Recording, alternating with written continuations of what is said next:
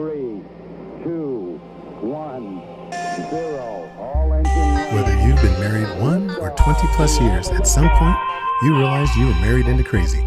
And that's what our podcast is all about.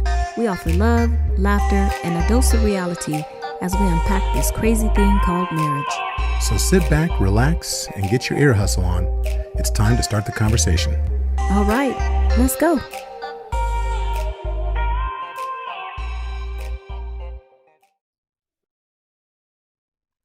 Welcome to episode 176 of the Married into Crazy podcast with Snooks and Lovey. I am Lovey. I am Snooks. And contrary to popular belief, Snooks is still alive. Wow. Talk about a whirlwind to the beginning of the new year. Yeah, it's been kind of, these last, I'll say, 3 weeks have been a little bit... Tumultuous? A little bit, something like that. Just to say the least. I swear, it's been one thing after another, starting with Dad's passing, preparing for the memorial. Then on top of that, you had, I got sick, thought I had COVID, and then turned out to be like a horrendous flu. Yeah, Lovey was really, really ill. And then, just trying to take care of him was funny. We tried to, we celebrated our 25-year anniversary. And so, of course, we tried to get a little bit of freakiness in. Well, not with him coughing. I was like, come here, baby. Come on. Come to daddy. And it was just like, she wearing like a full-on hazmat suit. It's funny. So we did, like we said, we did try to get away a little bit, but we spent that just kind of trying to nurse him back to health. And then last week we had a big, giant, horrendous type of scare. I had to go to the hospital. So I went to the hospital on Friday, and I just came home today. Well, we'll get to that in just a sec. Okay. But, first and foremost, for those of you that have been rocking with us, we thank you for coming back. You have lots of choices. But for those of you that are new, just know that we are a married couple that has just celebrated our 25-year anniversary. Well, that's not true. We didn't. We are a couple that just achieved our 25-year anniversary. We didn't really get to celebrate. We haven't celebrated it yet. We haven't had a chance to celebrate it yet. That's on the back burner to what, August? Something like that. Man. But you know what? We're going to ask that you do us a favor. Go over to Spotify, or if you're listening to us on either Spotify or on Apple Podcasts, please go and give 5 stars and a review. Go out and tell a friend about the Married into Crazy podcast. Each one, grab one, teach one. Each one, teach one to download and subscribe one. Each one, teach one to review one. Right. All that. And then also go to marriedintocrazy.com and go over to the tab that says monthly question and answer the monthly question, which is, up until now, what is the greatest lesson that you've learned in your marriage? Or something along those lines. We got a lot of responses coming in from social media and emails, but we would love to have some voices to share on the podcast as well. And that's some place that you can go and leave your voice response to the question, and we will go ahead and include you and make you famous. I was going to say, don't be afraid of the voice box, guys. It's okay. They can't see your face. You don't necessarily have to say your name if you don't want to, but it'd be great, like Lovey said, to hear some other voice besides ours, I guess. Right. No, and that's cool. I mean, it's a lot of fun, and it helps lift up the Iron Tribe that we're creating here through the podcast. Speaking of Iron Tribe, don't forget to go over to Facebook and join Iron Tribe, the Facebook marriage community. So it's called Iron Tribe, the marriage community. It's our free, open Facebook community for married couples that are trying to learn things, different things, lifting up their marriage, and for those individuals that aspire to be married as well. And just a quick plug, this upcoming Saturday, the 22nd of January, we will be having a married, or what do you want to call it? A marriage vision board activity. We did one in December. December. It was a lot of fun. We're looking forward to doing another one. All you have to do is go to our Facebook page, Iron Tribe, the marriage community, and you can go ahead and sign up there. It's absolutely free. Make sure you get some poster board, get some pictures, because we talk about developing visions for everything, our health, fitness, all the stuff that you did towards the end of the year. Or wealth. Mm-hmm. Yep, 2022 is going to be a better year. We're going to do A, B, and C. Well, was your marriage on that list of things you want to do better or get better at or improve?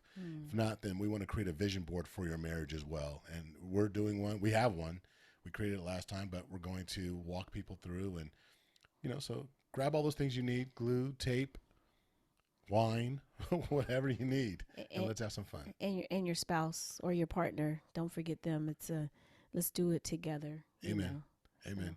So let's talk about this past weekend, because I'm gonna tell you what, it's as serious as a heart attack, and that's probably what I named the podcast. Because this past Friday, I'm sitting here in the office and I was doing some work for Married into Crazy, and Snooks walks in and she says, "I know you think I'm being a hypochondriac, but my chest," and she has a tendency to talk about heartburn, and she always thinks she comes in like this, holding her. Whatever. I don't do it that often. Oh, okay. Anyway, she's coming in like holding her pulse and like, feel this, feel my pulse, feel my pulse. Am I dying?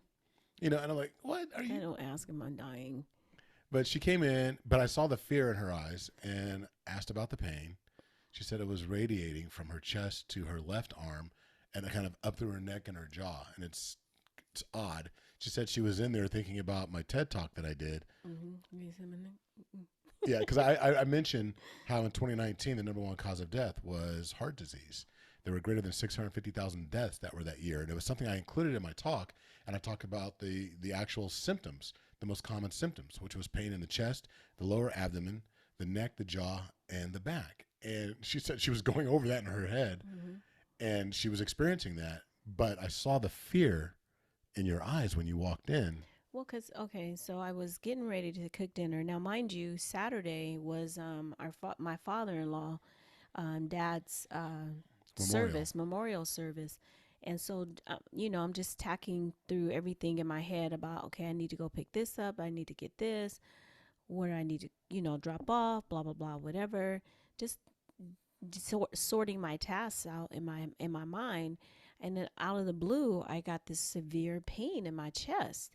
And I've had heartburn before, and how sometimes you get gas in your body and you're just like, it feels debilitating. Yeah. This was a different type of pain. So it was just like, it just came just full force. Like it was multiple knives were stabbing me in my chest. And I was just like, oh my God, what the heck, And the first thing I did was take a baby aspirin. So I went to take a baby aspirin because I'm going to just say I watch a lot of medical shows, ER throughout the years or whatever. I've watched Chicago Med, Chicago Fire. I watch all the Chicago series anyway. House. Yeah, House. So I'm just like, okay, should I start coughing? Or, I'm thinking of all these different things, but the pain, it's like serious pain in my arm too. And so in your left arm. In my left arm, yes. So I was like, okay. I stood in the kitchen for a minute and then I was like, no, I need to tell him. So Lovey, like he was kind of joking around earlier, he does call me a hypochondriac because he swears I always think that there's something wrong. So I came in the office and he's at the computer and I was like, babe, I said, Lovey, I said, I know you think I'm a hypochondriac. I said, but I think I'm having a heart attack. I think I'm having a heart attack. You did. And so he was like, what? And he's like, I was like, cause my chest and my arm. And so he's like, okay, first he calmed down, and try to help me breathe. But I couldn't even breathe because I couldn't process past the pain. So he's like, okay, sit down. I sat down. He's coaching me through, keep your arms straight or whatever. And I was just like, okay, but I can't stop focusing on the pain. So he said, do you want me to call 911? And at first I thought no. And then, but I think I said, yeah, I think you better. So I got up and I went to go sit on the stairs, and then I started to cry. And he was like, okay, babe, I need you to calm down. And I was just like, so at that point I was, Starting to hyperventilate. yeah. So So I was focusing on her breathing, and then, but I could also tell that I asked her, when she was talking about the pain and in my arm, when she said it was only going to her left arm, that's when I got nervous. And so then we called 911, and they were really cool. So let me tell y'all something about vanity. So it's Friday morning. I'm like, I'm gonna get up and I'm gonna shower and brush my teeth and all that kind of stuff. As before I get ready to go, I just got up and I threw something on and was in the kitchen doing whatever. So I didn't the paramedics came and I was like, oh my God. I said, I'm so sorry, guys. I said, I don't have no deodorant on. The guy was like, okay, we don't care about that. He was like, I what? was like, but I don't normally stink. But they were such nice. They were so nice. The paramedics were Shout out to so nice. House 46 out of Galt, California, part of the Yeah. Consumnes Fire Departments, part of CSD.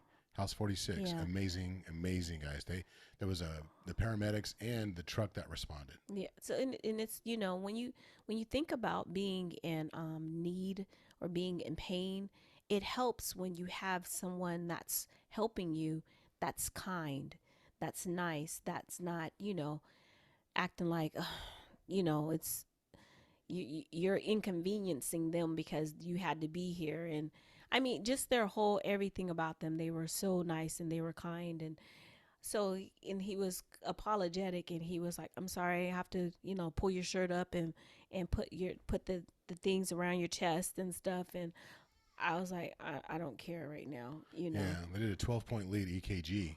Right. And so she was apologetic the whole way. I just kept saying, I'm like, I'm so sorry. And then I got dry heaves and just like, oh my God, now I'm going to have vomit breath.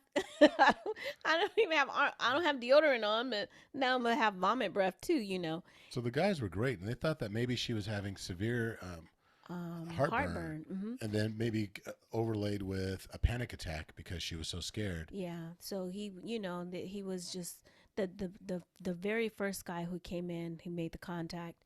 He was like, okay, so tell me, it's like he was trying to get me to talk to calm down. And he was like, okay, so very, very calming, very whatever. And it's funny because I think it did work some because I felt like the pain did go away a little tiny bit. Oh, yeah, because he was inviting you to be a full-on C.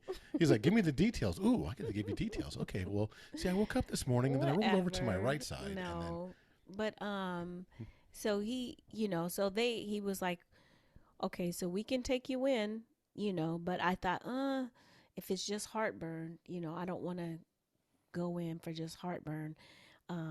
So Lovey went to the store and he got me some Zantac and Tums. And I was like, okay, Zantac and Tums. Took that.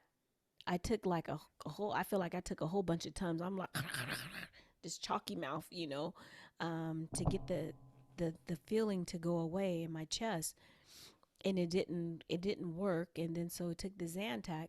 And so, like I said, I was dry heaving.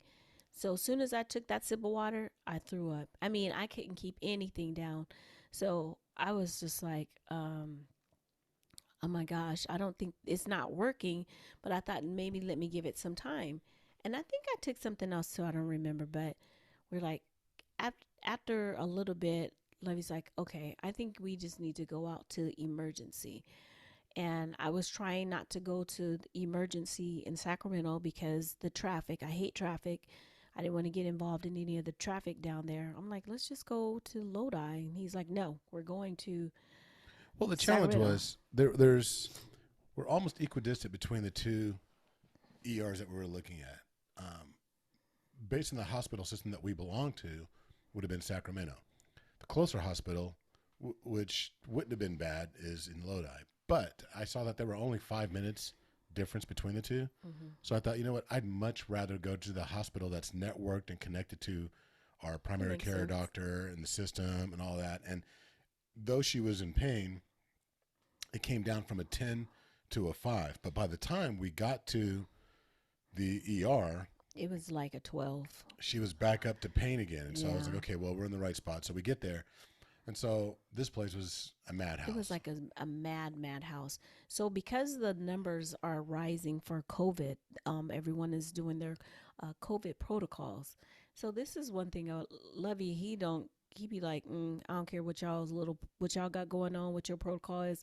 I'm finna be in there with my wife, okay? So he dropped me off in the front, and there was a line, not a long line, but he asked the guy. He was like, she needs to sit down because she has pain. He was like, oh, because, you have to have a mask on. I have one on, but they make you take your mask off and put one of their masks on, whatever. So he told Lovey, okay, she unfortunately, she has to wait right here. So he goes, Lovey's like, okay, I'm finna go park and I'll be right back. He's like, yeah, you can't come back though because of COVID protocols, or, no one can be in here waiting. And he's like, I'm not finna not be in here with my wife is having chest pains. I'll be in here.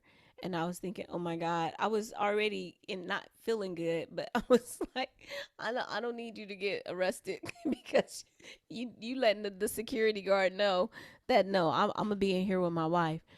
But I forgot to even tell him. I didn't think about it until I was out in the car. Like, if this guy messes with me, I'm gonna call DeAndre. Because our cousin works there. Our cousin is a security guy there as well. He seemed like he was one of the more tenured. Yeah, security. DeAndre's been there for a minute. Yeah, he's one of the more tenured security guys in the hospital. But I don't even know if DeAndre was on. But so I go out to the car, and I asked the valet. There's like a little valet dude out there, and I was like, okay, well, where can I put my car? And he's like, well, those spots are opening up right now. He goes, it's 4:30. Just put a little money, put some change in, and you'll be good at 6. After 6 o'clock, it's free. And I'm like, oh, okay, cool. So me not knowing what I'm doing, I go ahead. There's a spot directly across from ER. So I'm like, okay, cool. So I park there. I go online. I'm like, okay, we'll scan the little thing. I'm like, all right. So I scan it. I'm looking at it on my phone, and it says hourly or maximum. And I'm like, well, why would I pay maximum if it's going to, like an hour and a half or so, it's going to be, I don't know what I was thinking. I wasn't, because all I really wanted to do was get back to Snooks. So I just said hourly. So it would charge me like $2.80. And I was like, oh, okay, cool. I'm thinking this is going to be good all the way up until 6, and then it's free. So I thought, gave it no more thought, went inside. Well, that's kind of what he said. That's After kinda what he 6 said. o'clock, Yeah. they don't do any, they don't monitor, So which I didn't necessarily agree with, but who am I? I don't work down there, but as soon as I parked and got everything paid for, had to get my card out, all that, then get a phone call from the emergency room. yeah. So when we got, the guy, he said what he said to Lovey, but he saw how much pain I was in, and he asked me, he goes, are you having chest pains? And I said, yeah. And he said, do you want to sit? And I said, yeah. Because, it hurt when I moved. And I was like, Lord, please don't let me pass out on the dirty floor. That's all I cared about. I didn't want to pass out in the emergency room on the floor. So he took me all the way to the front, and he sat me down in the chair. And he goes behind the registration. He says, hey, she has chest pains. And the guy was like, all right. And it didn't break a sweat, didn't whatever. He rolled his chair as soon as because he was getting finished with the dude that was at the window. He rolled right over to me, and I was like, those people were here first. And he goes, it doesn't matter. You have chest pain, so we're going to get you in. And I was like, okay. He goes, they understand. And he looked at him. He said, don't you? And the lady Wait, said, was it the white guy? yeah. I know that's the same guy that took me. 'Cause I was at this ER earlier in the week. Because of what I was going through with my severe flu, where they thought it was COVID. So these guys had me going through all kinds of COVID protocols there. But same guy, he's a veteran. He was in the Army. Oh, okay. Yeah, he was, because he had the It says veteran on the here. veteran on him. Yeah, Mhm. we saw each other because when Okay. I'll tell that part later. But Okay, but he goes, they'll understand. He said, won't you? They go, oh yeah, no problem, no problem. So he did whatever he needed to do, and he had me walk back. I was walking so slow. I was like, I'm so sorry. He was like, no worries, you're here now. Just take your time. So they took me back. The first thing they did was they asked me. Oh no, they did an EKG. They took me to do the EKG, which came back negative or Yeah, normal, non-STEMI. Yeah, so it was a non-STEMI. non-STEMI. Yeah. So the S&T nodes basically showed no abnormality, so her electricity was good. So then I had to do blood work, and then I sat and I talked to someone, whatever. So in the meantime, the lady came and she was asking. She was like, so are you a patient? Not a patient, but are you a member here? Blah blah blah. And I'm thinking it's our network. So if you put my name in, I should be there, and you should already have all my information as far as like my insurance and stuff like that. And so she said, "Do you have your insurance card?" I said, "I don't." I said, "But my husband does." And so she's like, "Okay, is there a number I can call him?" And so I told them to call Levy. So she called me right when I was getting out of the car, and I was like, okay, well, I'm on my way back in. And I said, the guy said I can't come back in though. And she was like, oh no, you just come back in, you go straight to the front, and you tell him that registration needs your card. And I'm like, okay, that's all I need to hear. So I go in, and the dude tried to stop me. And I was like, no, I just got the phone registration. They told me to come straight to the front because my wife is in the back and they need my registration card. So dude comes out. So the veteran? guy, the guy that took you, the security guard flags him down. He's like, hey, this guy says he needs to talk to somebody. And so he comes over and he's like, what's going on? I told him, and he's like, oh, okay, no worries. And then I was like, Army, right? He was like, yeah. And so I was like, okay, cool. And I didn't try to make him remember me. But he said, and I explained who you were. And he's like, oh, I'm the one that actually put her in the system because I'm the one that took her back. I'm like, okay. So he's like, okay, I'm going to call somebody right now. And he goes, but they're not here. There was nobody there. The lady. Oh, the lady who. Okay. Yeah, so I had to sit there and wait. So she finally came up to the front and she goes, so she takes the information and she's like, okay, we got everything. We're good to go. And I was like, okay. So I look back at the security guard. And I'm like, forget you. I sat down. And I sat down because when she was standing, I could see you. I don't know if I ever told you this. I could see you sitting back there. Sitting back there in those the intake, chairs. yeah. Okay. So I was like, okay, well, I'm going to sit right here because every time that door opens, I can see Snooks. Well, and so after they did my blood, she said they may need to do another blood draw or whatever later. I said, okay. So I went back out, and that's when they called me back again the second time, and she's like, we need to do your blood one more time. And I was like, okay. And before she was like, they may do it again. No, she didn't say that right then. Got to do your blood again. I was like, okay. So then she says, so what's going on is that she goes, your troponin, your troponin is extremely high. And I said, okay. And I was like, so what is that? And she said, it's a heart enzyme, and it's only high when there's like damage that's done to your, and I was like, oh my God, something's wrong with my heart. And she's, we don't know, blah, blah, blah, whatever. But that's why they want to run more tests to see what the numbers are, if those are the accurate numbers. And I said, so what is it supposed to be? And she said, it's supposed to be 50. And I was like, okay, so what is mine? She said 5,000. I was like, oh God, I'm dying. I thought I was dying. And so I was like, okay. So I go back and I redo the blood again, and I go sit back down. So shout out to having folk that know folk, basically, or being folk that know folk. Having a cousin that's a doctor, So Levy calls our cousin, Dr. Roberts. You all got to meet her last year during Thanksgiving, I think. She was one of the COVID month. couples. Yeah, she was one of the Black History couples. Oh, that's right. Black Excellence. Yeah, when we did the Black Excellence. Series. Yeah. So anyway, he calls her and he's like, hey, so we're in an emergency, blah, blah, blah. And she's like, this is what you go and you tell them this, or whatever. So Levy's like, I'll be right back. So he went up there and he was, because we're still waiting and I'm still in pain. These two nurses come out and they're calling other patients. And it's one of those sorry, not sorry moments because they're calling other patients to go back to the ER that have been waiting for a minute. And I step in front of these patients and I was like, look, my wife's over here. She's got shortness of breath. She has a difficult time breathing.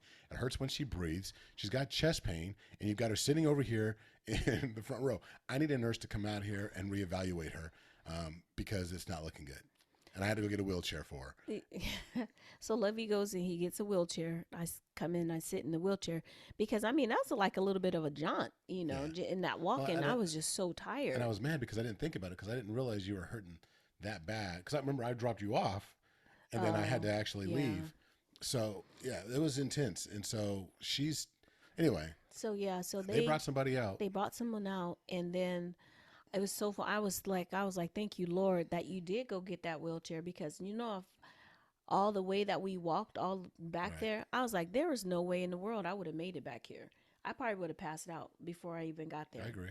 So we get in the room, and I'm in the room with another person, and that poor lady. We had to pray for her. I was like, I was in so much pain and stuff, but she was having a different type of crisis where they were like, hospitals were rejecting because they didn't think she was going to make it out of her surgery.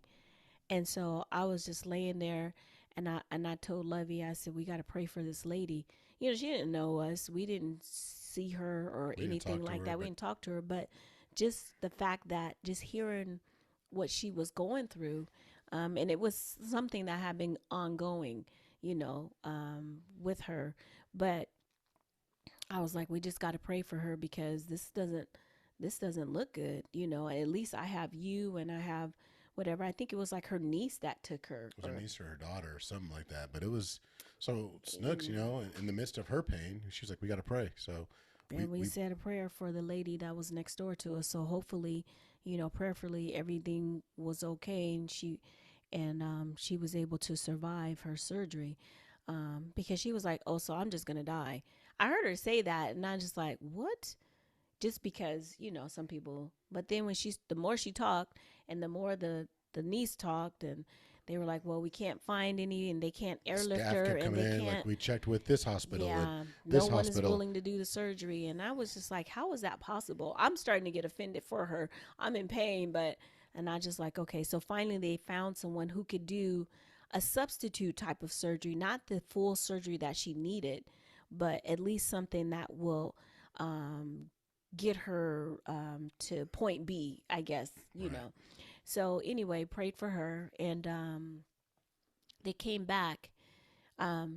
We let me just say this: outstanding people that were working the whole time that I was there. Sutter General Hospital. Outstanding.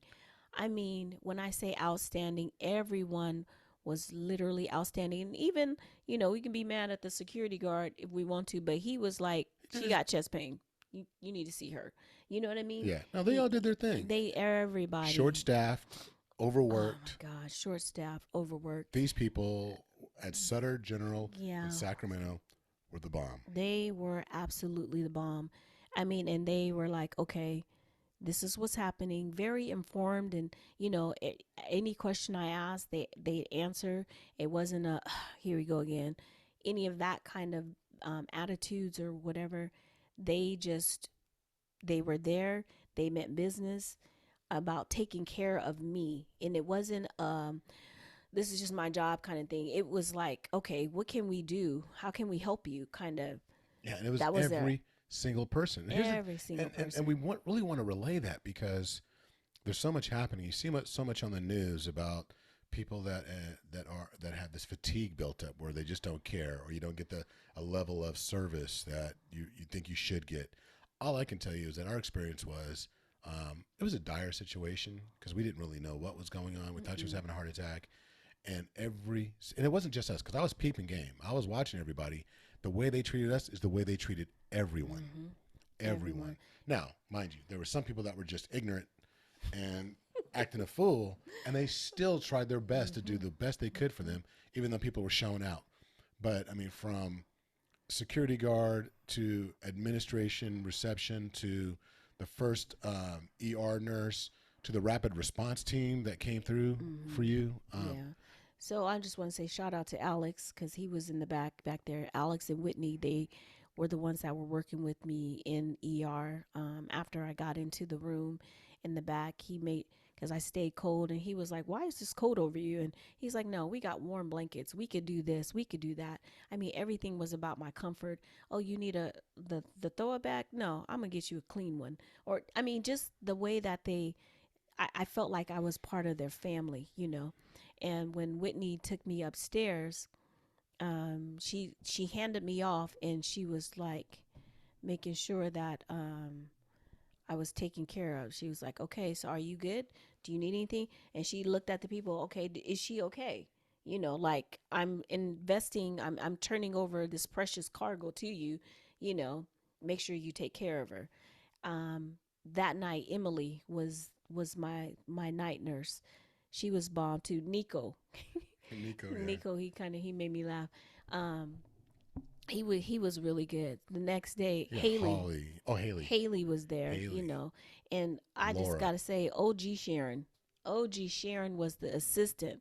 She came in there. OG Sharon was no joke. She was like, so I'm going to do XYZ.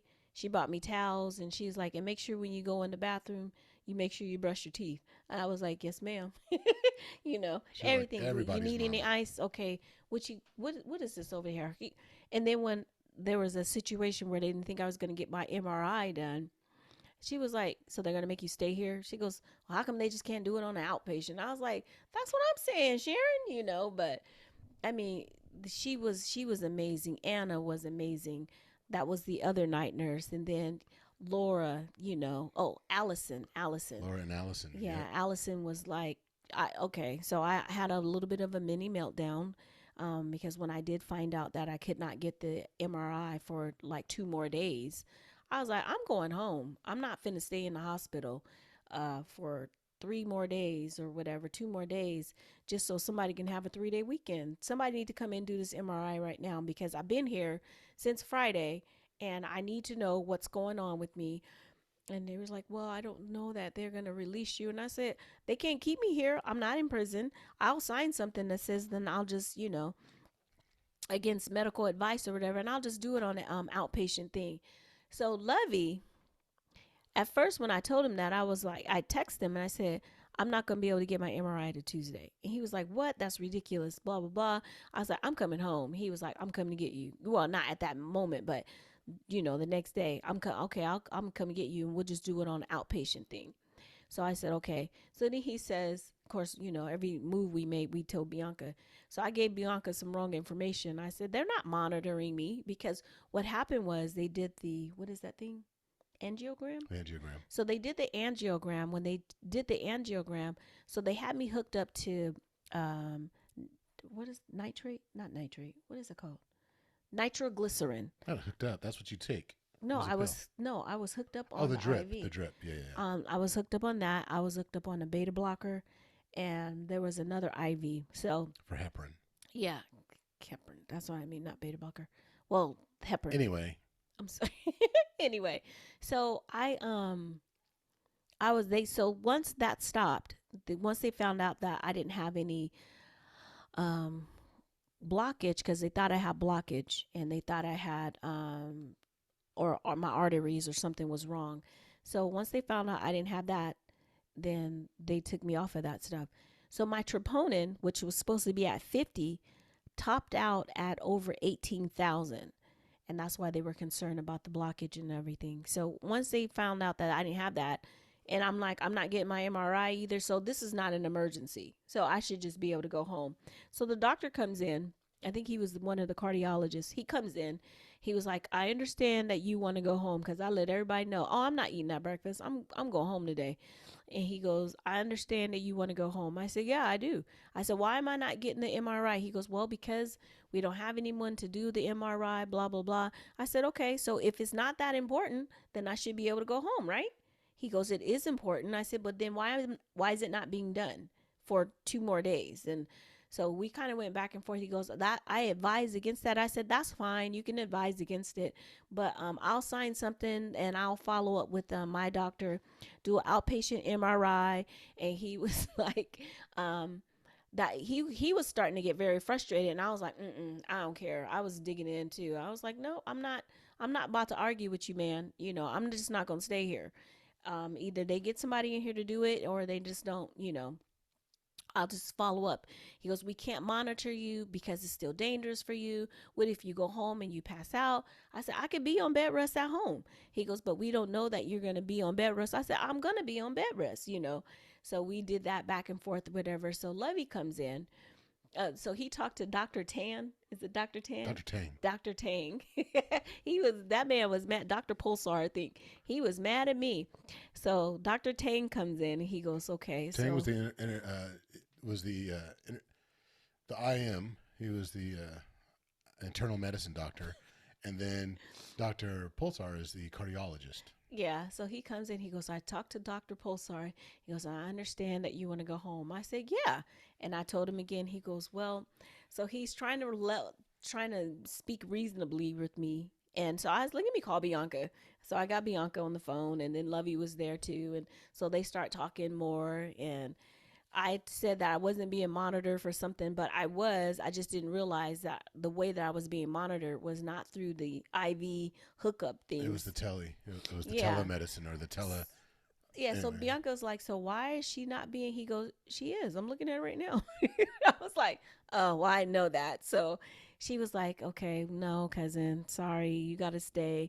And then I look at Lovey, and Lovey's like, yeah, I'm sorry, Snooks, you got to stay too. I started to cry because I wanted to go home.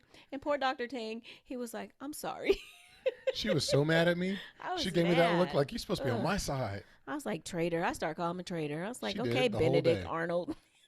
And I was like, look, here's the deal. You got your internal medicine doctor, your cardiologist, and Dr. Roberts, the cousin, the blood, the little cousin, is like, no, not having it.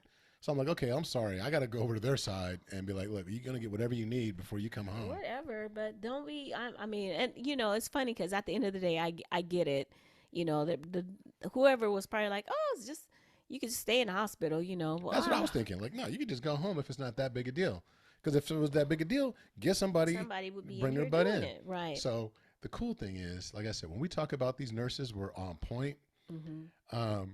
Allison, Allison, who would not let me stay later than I wanted to. No, she a little tiny bit. She was cool, but Allison was like, look, I'm going to make some phone calls. Allison took it upon herself. Mm-hmm. She started calling around to so many different people. I think she was calling people on their cell phones, like, can you come in? Can you come in? Because she had told me, but she told me, she was like, when she first came in, she was like, well, why don't you just fill it out? And so we'll have it done. So when it's time. And I was like, I'm not about to fill it out because I'm not going to get it. And I wasn't rude, but I was very short with her. And I was like, I'll just fill out later. And, just kind of. So when I decided that I was going to stay, I told her, I said, so I'm going to stay now. And she's like, oh, good. And I said, and I'm sorry for having a bad attitude this morning. And she starts laughing. She goes, you're fine. I understand, because no one wants to be trapped in the hospital. I said, I feel like I'm in freaking prison right now. And she just cracked up laughing. But I actually got it filled out, and she got it submitted in the system, and came back and told me that they're doing my MRI the next day. I didn't have to wait for 2 days. Yeah, because she took it upon herself to call around. Mm-hmm. She was like, I found somebody that's going to come in on their day off and actually take care of this for you. So shout out to, I think his name was Kevin. I don't remember what his name was, but yeah, because you didn't get to meet him. So Snooks wasn't the only runner. So the next day, was it today or was it yesterday? No, it was yesterday. We hear across the hall, this one lady was like throwing a fit. And then I hear a guy go, we have a runner. This lady was trying to get the hell up out of the hospital. I think I heard a walker. Like, she was trying to take off with a walker. But that's funny. That was so funny. Right outside the door, he's like, we have a runner. He was talking a little walkie-talkie thing. That's so funny. I was like, I ain't mad at her. Go on, run, girl. But, okay, so we're telling you this story because so many things transpire over the course of your marriage that you don't anticipate. When you take your vows, you do the whole thing. We've talked about this recently as well when we talked about my dad passing and the stuff that, that my stepmom and my mom had to go through, and, caring for him and becoming the caregiver. And it seems like this theme has been a theme that has been coming up for the last month and a half, practically for the last 2 years. And, with me being diagnosed with cancer, and these very serious topics keep coming up, and it brings us back to the vows. And, For richer, for poorer, for better, for worse, in sickness and in health, till death do we part. Mom and dad experienced the till death do we part, but they had to go through the sickness and health. Right. They've gone through the richer and the poor. We've gone through the richer and the poor. We've gone through the sickness and health. Now we're doing sickness and health. Right. And it's funny because Snooks was taking care of me on our 25th anniversary, because here we are trying to celebrate, and yet I'm huddled up with a fever and hacking up a lung and didn't know what was going on. I had to go to the ER earlier in the week. Then you have Snooks on the tail end of me getting better. Then she falls sick and, has this virus that attacks her heart. It's so random. And yet it was a constant reminder, at least for me, that in the blink of an eye, at any given moment, our situations can change.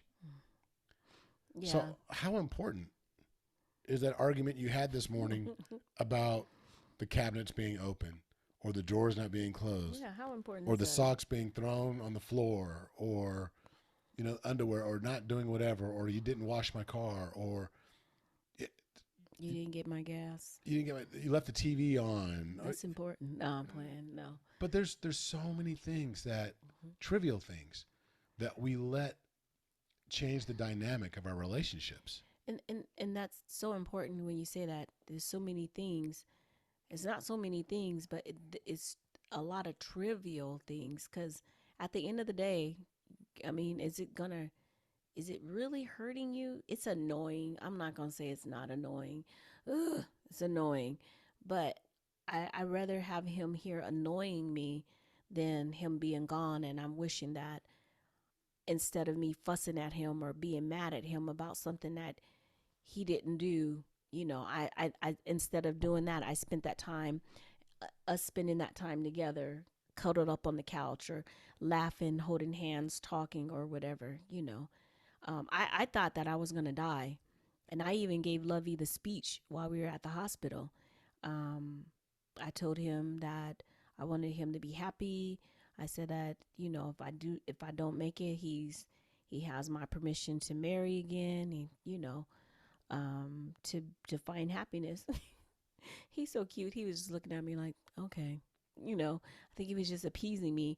But those words, when I was saying that was hard for me. That was so hard because I'm like, I don't want to imagine life without them. I don't want to imagine his life without me.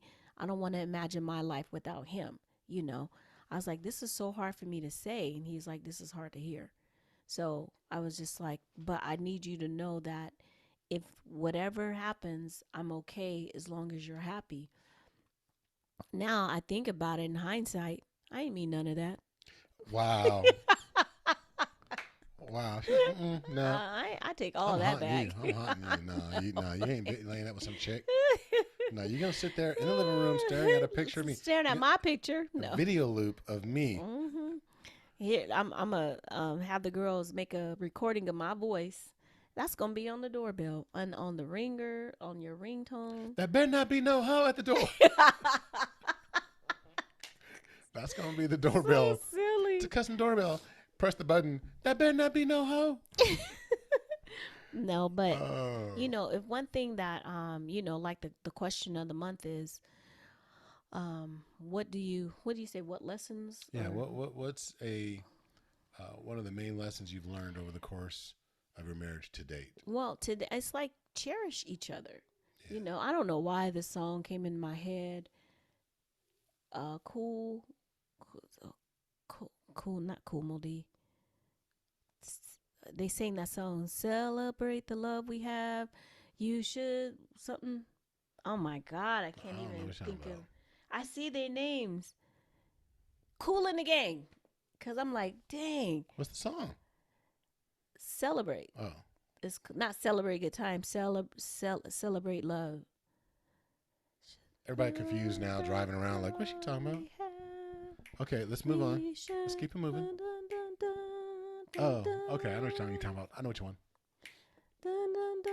That song is in my head. I'm sorry. I just got out of the hospital, so I can't even get my Okay. word. I sound like Lovey, huh? But anyway, no, that's one thing. Celebrate each other. Celebrate your love. Not celebrate. Cherish. cherish love. I'm saying it all wrong. Cherish each other. Cherish the love that you have, because once that person is gone, they're gone, and you don't ever want to have any regrets because you don't get a do-over, you know. But make sure you cherish it. I cherish my relationship with my husband. I cherish the time that we spend together. I did not want him to leave when he was at the hospital. I wanted him to stay. I was like, can he hide in the bathroom until they they do We whatever? tried. We was trying all kind of stuff, but I got kicked out every night. yeah, I just didn't want him to. I didn't want him to come home without me. I didn't want him to be here without me, And I didn't want to be home without her. and I didn't want to be there. We You were like know. little kids too. So as I I got know. home, I'm like, text me when you get home. so I'm texting her, we're FaceTiming. He's all, you woke? But that's what it should be, you know. And I will say this, that it did just remind me that, and I made a comment too. I don't know if you caught it, but I had said something along the lines of that I didn't like going home away from her Yeah, because my purpose is to come home to you. yeah. And I got that. it was just an awkward feeling of coming home and leaving you. And you know, I had no problem getting up, going in the morning because I was like, okay, I'm coming back to see my babe. Yeah. And she got so comfortable. She got me going on Starbucks runs, Whatever. No, walking Lovey blocks and blocks and blocks. introduced me to the medicine ball. Is it called? Yes. Oh, a cold ball. That's what I was gonna call it. But yeah, the medicine ball, and that's actually some good tea. And so, look, the purpose of this entire podcast is one, to kind of tell the story of what happened this week, and it's still just scratching the surface. There were so many scares, so many things that went on, just not knowing. Um, but cherish each other, just like Snooks said. Mm-hmm. Cherish each other because you just don't know. I mean, one minute we're here, the next minute we're not. We got a little taste, a dose of that where we were truly afraid. And again, I just have to give another shout out to the CSD Fire Department, particularly House 46, stationed here in Galt on Walnut Avenue. Amazing response team, very compassionate, very caring. These guys were just, you know, everything that you would want if you were in crisis. And we were, and they handled it like champs. And I have to say that the care team that we had over at Sutter General, Shout out. amazing from beginning, all the way from the beginning, all the way to discharge. Because even when I had to go get the car and go up there, you know, the nurse was sitting there with Snooks, and it was just amazing. Yeah, she was nice. So I do want to say this: if you have to go to the hospital, if you have to have an experience with a first responder, be kind. Mm-hmm. While we were there, we overheard the charge nurse on two separate occasions talking about how they were down 7 nurses. 7 nurses, and those are different shifts that they were down 7 nurses. And whether it was due to being sick, calling out, whatever, it's an ordeal. One of our nurses said that a few weeks ago she had a crisis and was contemplating leaving nursing just because she was overwhelmed and she wasn't really being able to be available for her own family because she was just spent because of so much. Nurses are quitting their jobs and leaving the industry and looking for something else because they're overworked, underpaid, and severely underappreciated. Mm-hmm. So it's funny how, too, you think about, like, and I asked this question to Whitney and I think Alex. I'm like, you know, because Whitney said to you, oh, thank you for your service because you're a veteran. And so I asked her, I said, does anyone ever ask you, say to you guys, thank you for your service? And she's like, no, kind of laugh.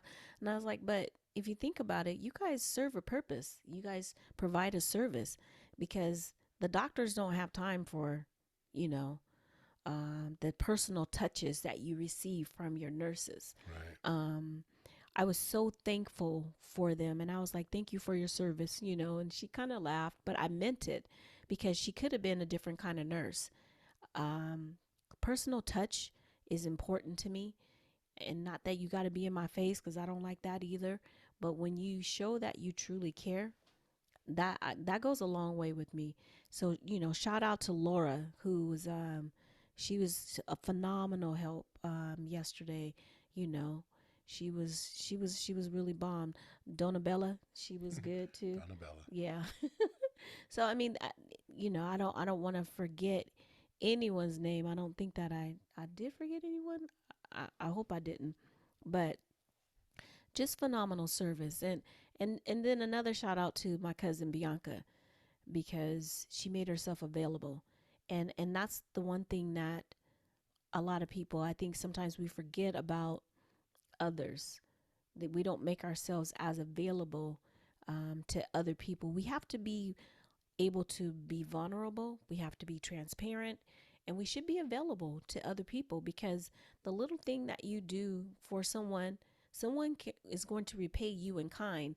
And it may not necessarily be you, the person, but you're going to have kids, maybe you'll have a parent, you'll have someone that cares about, that you care about, and someone will repay that to that person. And I want to say there's two separate nurses. One was an ER nurse, and the other person was a nurse on the floor. And not talking to each other, they both said something that I thought was crucial, and that was, you need to trust yourself.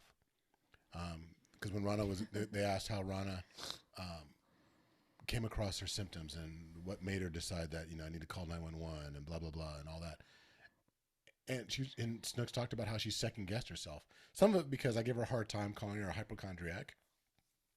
But they both said that you know your body, and you have to advocate for yourself, even in your own home. Sometimes against yourself, because you blow it off like me when I talk about the bladder cancer. For years, I just blew off the fact that occasionally there was blood in my urine. And that little voice will tell you something's wrong, and then you blow it off. You got to listen to that little voice. If that little voice is telling you something is off with your body, whether it be chest pain, you find blood in your urine, there's a pain in a certain area that keeps recurring that just isn't right. You know what? Advocate for yourself and go see your doctor, because this is not a dress rehearsal. This is the only opportunity that we have to get it right. When we're not getting it right, it gives us a chance to make it right. And then the other part of that too, which is funny, is like a lot of times we don't go because one of my reasons for not wanting to go to Sutter in the first place was it's going to take too long. I don't want to be out there all day. I got other things I could be doing. But if you wait or get subpar service, you won't be having anything to do because you won't be here anymore. Right. And no shade to the hospital that we didn't go to. No, none. But we just wanted to be in the system. It is what it is. And I'm glad we did, because we also got some great referrals for cardiologists that are in our system that this other group wouldn't have even known about. And we met some great nurses. We met all amazing nurses. There was not a single negative experience that we had at Sutter General. Yeah. And we got to find a way, because we meant to get some cards to actually. Yeah, I'm going to go on the website and take a look and see. Yeah. But anyway, so that's the podcast. Cherish each other. This weekend was as serious as a heart attack. Yeah. Well, go look up the real song by Cool. Cherish the Love. Yeah. Who was I saying the name Cool of? in the Gang. Cool in the Gang. Cool in the Gang. I just got home. Don't start. Yeah. Lovey's looking at me sideways already. So you're going to be hearing this. This isn't going away, because she's going to start talking about how I'm militant, because we got some walking orders on some stuff that she needs to do and not do. No lifting anything over 10, 15 pounds. Taking it slow, no exercise. No cooking. Well, the jury's still out, because a couple of different doctors had different responses to whether or not we're supposed to have sex. One said, oh, yeah, that's not a problem. Another one said, absolutely not. Like, that was strenuous. So we have to figure that one out. But listen, that's you funny. Guys, love each other, love each other, love each other, love each other. Make sure you cherish each other. And until the next time, be blessed. Bye. Bye-bye.